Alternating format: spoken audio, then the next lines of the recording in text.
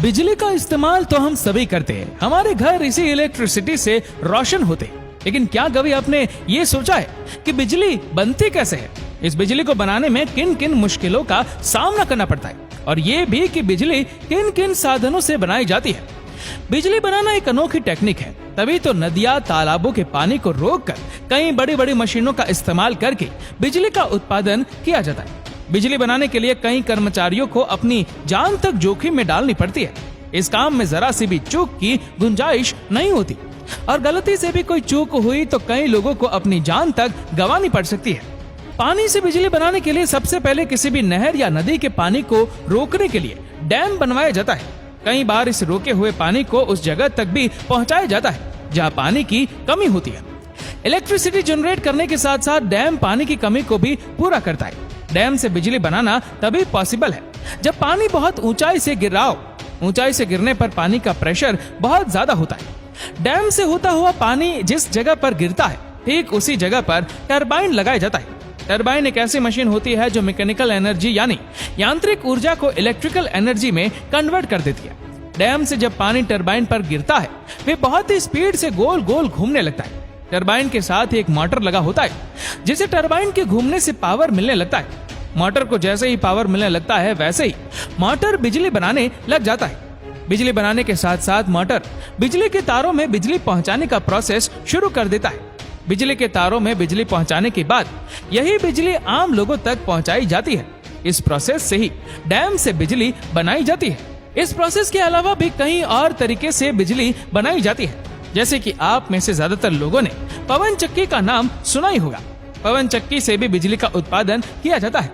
पवन चक्की को देखते हुए आपके मन में ये सवाल जरूर आता होगा कि पवन चक्की बहुत ही धीमी गति से घूमती है, तो ये बिजली का उत्पादन कैसे कर पाता है? पवन चक्की की ऊंचाई लगभग 212 फीट होती है। इसके पंखों की लंबाई 116 फीट तक होती है। मगर इतनी ऊंचाई पर पवन चक्की तेज गति से घूमेगी तो उसे बैलेंस करना बहुत मुश्किल हो जाएगा और साथ ही बड़ी दुर्घटना भी हो सकती है। इसी कारण पवन चक्की को बैलेंस करते हुए धीमी गति से घुमाया जाता है। पवन चक्की का इस्तेमाल उन इलाकों में किया जाता है जहां हवा की गति तेज होती है। पवन चक्की को लगाने के लिए एक टावर के ऊपर पंखे लगाए जाते हैं। ये पंखे हवा की वजह से घूमते हैं। पंखे के साथ शाफ्ट की मदद से एक जनरेटर भी जुड़ा होता है और जनरेटर के घूमने से इलेक्ट्रिसिटी पैदा होती है। पवन चक्की में एक गियर बॉक्स लगाया जाता है जो पवन चक्की के पंखे की स्पीड पर कंट्रोल रखने का काम करता है। पवन चक्की में परेशानी तब आती है जब हवा का डायरेक्शन घड़ी घड़ी बदलता है। तब पंखों को यह समझ नहीं आता कि वो किस दिशा में घूमे। इसके लिए पवन चक्की में एक ऐसा मीटर लगाया जाता है जो हवा के डायरेक्शन को समझता है और फिर पंखड़ या हवा का डायरेक्शन समझकर अपना रुख उस तरफ कर लेती है। पवन चक्की के ऊपर के हिस्से में बन रही बिजली को नीचे ले जाता है जहां पर ट्रांसफार्मर लगा होता है। ट्रांसफार्मर की मदद से बिजली के वोल्टेज को बढ़ाया जाता है, जहां सिर्फ बिजली को पावर सबस्टेशन में भेजा जाता है और पावर सबस्टेशन से ही बिजली हमारे घरों तक सप्लाई की जाती है। अगर आपको लग रहा है कि पवन चक्की लगाना कोई आसान बात है तो जान लीजिए कि इसे लगाना बहुत ही महंगा पड़ता है। एक पवन चक्की लगाने में कम से कम 20 करोड़ का खर्च आता है।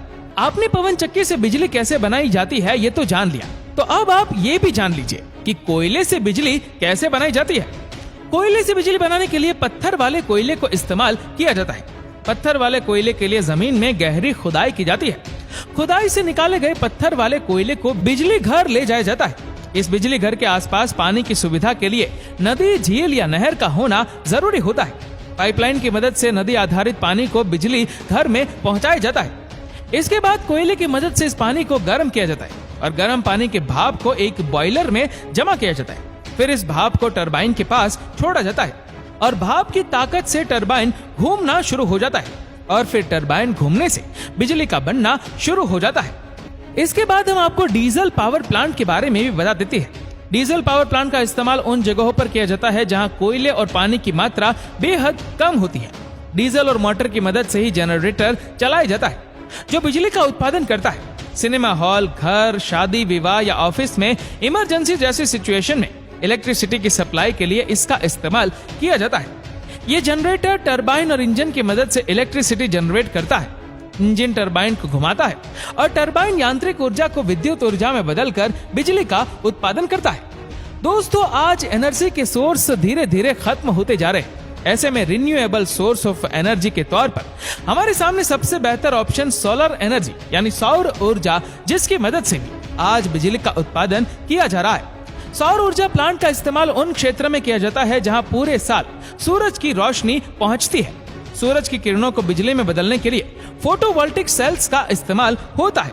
इससे एक बैटरी जुड़ी होती है जिसमें बिजली जमा होती है। सोलर फोटोवोल्टिक सेल्स से पैदा होने वाली बिजली डायरेक्ट करंट पैदा करती है, जिसे बिजली बनती है और फिर इस बिजली का इस्तेमाल किया जाता है। साइंस की तरक्की ने न्यूक्लियर पावर प्लांट को भी इजाद कर दिया है। ये भी बिजली बनाने वाले साधनों में महत्वपूर्ण माना जाता है। इस प्लांट में यूरेनियम 235 को ईंधन के रूप में इस्तेमाल किया जाता है। यूरेनियम के परमाणुओं को अलग अलग करने के लिए एडेनिक रिएक्टर का इस्तेमाल होता है, जिससे पैदा होने वाली ऊष्मा से भाप बनाई जाती है। इसी भाप से टरबाइन को घुमाया जाता है, जिससे बिजली का उत्पादन होता है।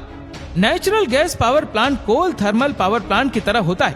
फर्क सिर्फ इतना है कि इसमें पानी को गर्म करने के लिए कोयले की जगह नेचुरल गैस का इस्तेमाल किया जाता है। पानी गर्म होने के बाद भाप बनता है और फिर भारी प्रेशर वाले भाप से टरबाइन घूमता है। टरबाइन के घूमने से बिजली का उत्पादन होता है। क्या आप ये भी जानते हैं कि समंदर की लहरों से भी बिजली बनाई जाती है? तो आप ये भी देख लीजिए कि समंदर की लहरों से भी बिजली कैसे बनती है। समंदर के किनारे दीवार या चट्टान पे जनरेटर या टरबाइन लगाया जाता है। एक होज भी बनाया जाता है जहाँ पर टरबाइन और जनरेटर लगे होते हैं। लहरें जब होज के भीतर आती है तो उसमें जमा पानी ऊपर नीचे होने लगता है। इसके होज के ऊपरी हिस्से में बनी जगह पर हवा तेजी से ऊपर नीचे आती है। लहरों के आने जाने पर टरबाइन पर गहरा प्रेशर बनता है और फिर टरबाइन घूमता है। साथ ही जनरेटर चलने लगता है और इससे इलेक्ट्रिसिटी जनरेट होने लगती है। समंदर की लहरों के बाद समंदरों की तरंगों से भी बिजली पैदा होती है। चलिए इसे भी जान लेते हैं। इस तरीके में लोहे के बड़े बड़े पाइप्स को स्प्रिंग की मदद से एक साथ जोड़ा जाता है। ये समंदर में तैरते रहते हैं। इनका साइज रेलगाड़ी के 5 डिब्बे के बराबर होता है। इनके अंदर मोटर और जनरेटर लगे होते हैं। तरंगों की वजह से जब पाइप ऊपर नीचे होते हैं तो मोटर चलने लगता है। मोटर के चलने से जनरेटर चलता है और जनरेटर के चलने से बिजली उत्पन्न होती है। बायोमास से भी बिजली का उत्पादन होता है। खेती पशुपालन में काफी मात्रा में बायोमास सामग्री इकट्ठा होती है। कोल थर्मल पावर प्लांट की तरह इसका भी प्लांट होता है। फर्क ये होता है कि यहाँ कोयले की जगह बायोमास को चलाया जाता है और पानी को गर्म किया जाता है। पानी गर्म होने से भाप बनती है, उससे टरबाइन घूमती है और फिर बिजली का उत्पादन होता है। अब जियोथर्मल पावर प्लांट के इस्तेमाल से बिजली बनाना भी देख लीजिए। दोस्तों हम जैसे जैसे पृथ्वी की गहराई में जाते हैं धरती गर्म होती जाती है और एक ऐसी जगह भी आती है जहां गर्मी की वजह से सारे पदार्थ पिघल जाते हैं, जिसे लावा कहते हैं। धरती के अंदर मौजूद इसी ताप के इस्तेमाल से बिजली बनाई जाती है।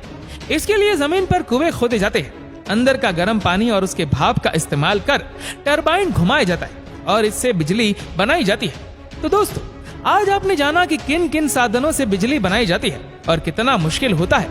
लेकिन आज हमने बहुत सारे ऐसे सोर्सेस खोज लिए हैं जो रिन्यूएबल है, यानी कि सौर ऊर्जा, पानी की ऊर्जा और तरंगों की ऊर्जा।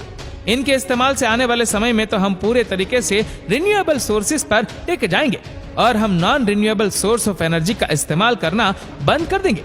तो दोस्तों उम्मीद करते हैं कि ये वीडियो आपको पसंद आई होगी। आपको ये वीडियो कैसे लगी नीचे कमेंट करके जरूर बताएगा और अगर आपको वीडियो अच्छा लगा हो तो इस वीडियो को लाइक करेगा, शेयर करेगा ज्यादा से ज्यादा लोगों तक और ऐसी ही और भी रोचक जानकारियों के लिए सब्सक्राइब करें हमारे YouTube चैनल को और Facebook पर फॉलो करें हमारे पेज को।